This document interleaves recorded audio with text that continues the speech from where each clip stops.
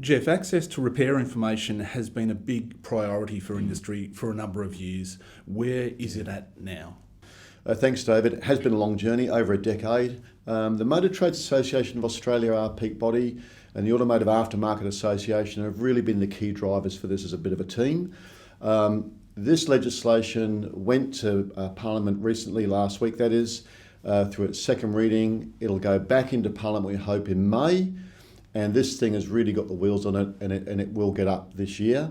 This is about fairness in the industry. It's not about pitting different parts of the industry against each other, David.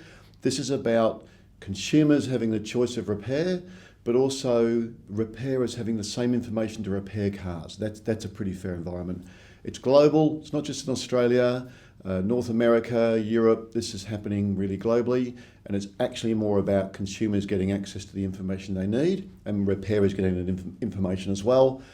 In the market will sort itself out, but ultimately this is about manufacturers passing through data so mechanics and body repairers and repairers generally can repair cars properly.